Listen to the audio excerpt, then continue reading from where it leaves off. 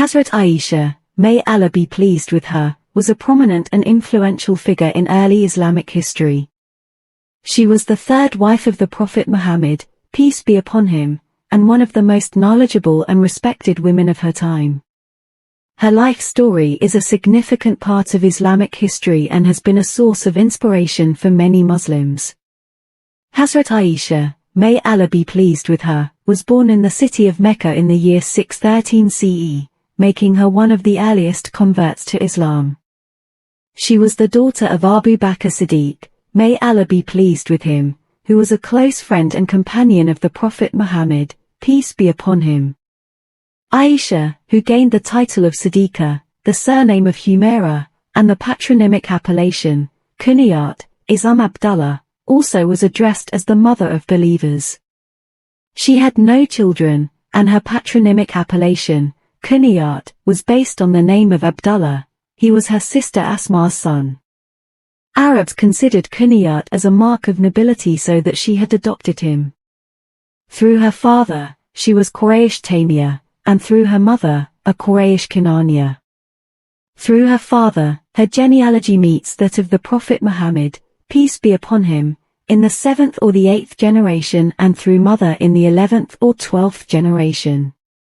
The Prophet's first wife was Hazrat Khadija, may Allah be pleased with her, who lived with Prophet for 25 years until her death at 65.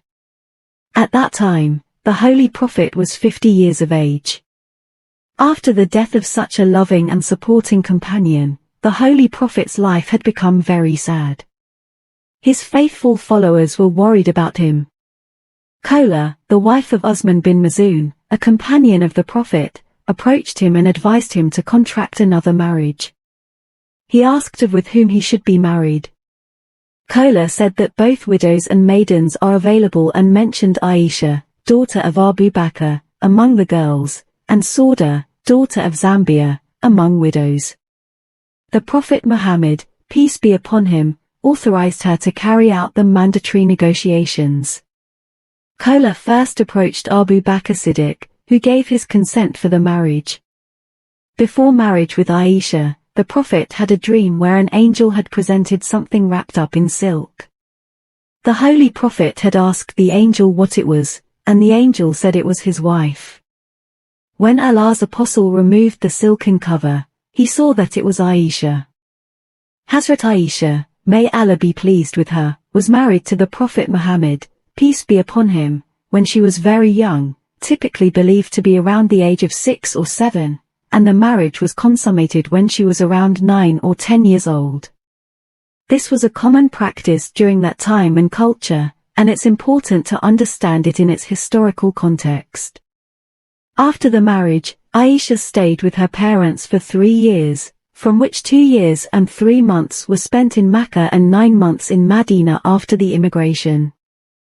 Among the Quraysh, Abu Bakr was an expert in genealogy and poetry. Ayesha had acquired these arts from her father as her family inheritance, but her natural upbringing began after her marriage. She started learning to read and write and, in a short time, was able to read the Quran. However, reading and writing are only external manifestations of education. The standard of authentic learning and teaching is much higher. It encompasses within its extent development of human values, knowledge of essentials of religion, the perfection of conduct, the sacred law, the commands and injunctions of the Prophet, and the knowledge of the word of Allah. Ayesha, may Allah be pleased with her, was initiated in all these and gained a high degree of proficiency. Apart from religious learning, she gained knowledge of history, literature, and some medicine.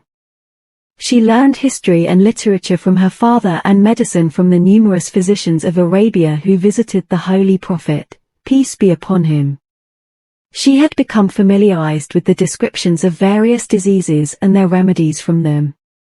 The Prophet Muhammad, peace be upon him, used to deliver his sermons daily near the apartment of Ayesha, where she became an avid listener. Whenever she could not understand anything, she used to consult the Prophet after his lectures. She used to give weekly lessons to ladies who would gather at her house for the purpose. Day and night, she heard the precepts of religion from the Holy Prophet and then posed problems before the Prophet for solutions. Do not content till the matter became clear to her. Besides these discussions and questions, the Prophet kept an eye on what Ayesha used to do, and if she ever made a mistake, he would correct her. Once some Jews had come to the Prophet, instead of saying As-salamu alaykum, mercy on you, they said As-salamu alayka, death on you. The Prophet replied, Wa alaykum, on you also. Ayesha was listening and could not control herself and said, death and curse on you. The Prophet Muhammad, peace be upon him, advised her to show gentleness, for Allah loves gentle treatment to all. Once, the Prophet prayed, O Allah, keep me needy in this world, grant me death in that state and raise me among the poor on the day of resurrection. Ayesha Siddiqa inquired the reason for such a prayer. The Prophet said, the needy and the poor will enter paradise 40 years ahead of the rich. O Ayesha! Do not refuse a beggar even you have only a date to offer. Love the poor and give them a place near to you. Besides these counsels relating to good behavior, the Prophet used to teach her prayers, supplications, and other spiritual matters. She listened to them avidly and observed them all. There was not much that had to be done for running the household. I could not cook even food daily. Hazrat Ayesha says that there were hardly any 3 consecutive days when the Prophet's family enjoyed full meals. For months, lighted no fire and everyone had to live on only dates and water. After the conquest of Kaaba, the Prophet had fixed annual allowances for each of his wives, which consisted of 80 was of dates and 20 was of barley due to self-sacrifice and generosity, which did not last throughout the year. Though there was a maidservant, Ayesha, may Allah be pleased with her, used to do most of the household chores herself. She would grind the grain and knead the dough and cook the food. She would make the bed and store water for ablution, comb the hairs, wash the clothes and toothstick of the Prophet Muhammad, peace be upon him, and rub scent on his clothes. She would also entertain guests.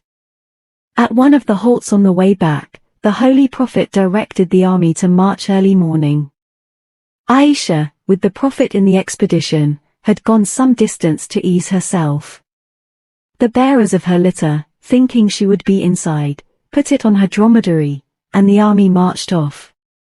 Ayesha was late in her return, for the chain of her necklace had broken and had fallen. Having noticed the loss, she had gone back in search of it. The army had, meanwhile, marched away. Stranded, she lay down on the ground, hoping that she would soon discover her loss and someone would come to her rescue. Now Safwan bin al-Mu'attal al-Salami, who had been left behind at daybreak, asked if anything had been left. He saw Ayesha and said, by Allah, the Apostle's wife. He seated Ayesha, may Allah be pleased with her, on his dromedary, took hold of its halter, and briskly walked to catch up with the army. By the next halt, Safwan overtook the army. Nobody noticed the incident, which was not unusual for caravans trekking the vast emptiness of the Arabian wilderness. Abdullah bin Ubay came to know about it and wanted to use it for his end. He found an excuse to slander the Prophet and his family and erode the sentiments of love, affection, and admiration the Muslims had for the Prophet of Allah and his household. He started a defamation campaign, and 3 gullible Muslims lent an ear to the slander. When Ayesha, may Allah be pleased with her, came to know about the campaign, she was bewildered and plunged into deep sorrow.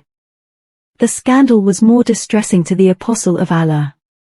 Ascending the mosque's pulpit, he said, O you believers, who would punish the man, who has come to know, has caused this trouble to my family. What I know of my family is naught but good, and what they say concerning a man, I have known only good about him. The people of the Banu Os were filled with rage at the contempt. They said, we are prepared to behead the man, who has given tongue to this slander whether he belongs to tribe Os or Khazraj. Abdullah bin Ubay belonged to Khazraj. Sa'd bin Ubaidah took it as an insult on the honor of his tribe. He said to Sa'd bin Mu'ad, I would have spoken about my tribe. You cannot kill the man. You do not have that power. A cousin of Sa'd bin Mu'adh said, "What is this hypocrisy? You are siding with the hypocrites."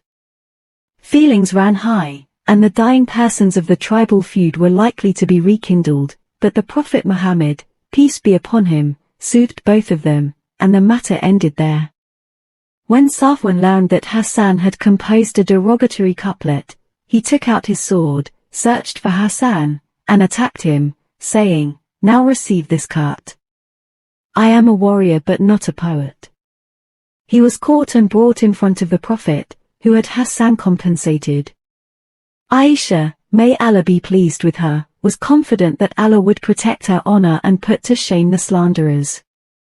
Still, she could not imagine that Allah would send a revelation to attest her purity and to safeguard the innocence of pious women of all times, which would read in mosques and prayers to the end of time. She had not to wait long when the revelation came to prove her innocence. There are many occasions on which verses of the Quran are revealed because of Ayesha Siddiqa. Allah revealed verses 11 to 21 of Surah An-Nur on her defense. 80 lashes have given each of the 3 leading culprits. Hassan was ashamed, and he composed a wonderful poem to eulogize Ayesha. Bukhari reports that he recited the poem before Ayesha. The Prophet fell ill in 11 AH. As his condition worsened, he could not lead the prayers in the mosque. Therefore Abu Bakr was asked to lead the prayers. Hazrat Ayesha pointed out that his father was too kind-hearted and might burst into tears when reciting the prayers, but the apostle overruled her. The Holy Prophet remembered keeping some gold coins with Ayesha when his death approached. They were given away in charity on his direction, for the Prophet did not like to meet his Lord in the state he possessed some worldly wealth. His death came as a terrible shock to his family and the whole Muslim community. The Prophet Muhammad, peace be upon him, was buried in the apartment of Ayesha, may Allah be pleased with her, who became a widow at the age of 18. During the holy month of Ramadan 58 AH, Ayesha was not yet 6 to 7 years of age when she fell ill.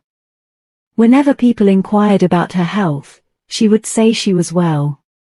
Her illness lasted for only a few days. Once Ibn Abbas spoke to her, "From eternity, your name has been mother of believers. You were the favorite wife of the Prophet. You are shortly going to leave us. Because of you, Allah revealed the verse of Tayammum. Many verses of the Holy Quran refer to you, which are recited daily in every mosque." Ayesha Siddiqa replied, "Spare me of this eulogy. I wish I had been extinct." At the time of her death, mother of believers wanted to be buried in the common graveyard near other wives of the Prophet Muhammad, peace be upon him. She died on the night of the 17th of Ramadan 58 AH. Large numbers of people accompanied her bier. The acting governor of Medina, Abu Hurairah, led the funeral prayers. Ayesha is a role model for women today and an excellent example who wishes to use their vibrant personalities to better the Ummah. Leaving a valuable pattern for millions of women to follow her way of life, devotion to Allah, exposition, advocacy of spiritual ideals, elucidation of the tenets of religion and Sharia and Islamic laws and regulations governing them. Her death plunged the whole of Medina into gloom because still another light of the Prophet's family had been extinguished.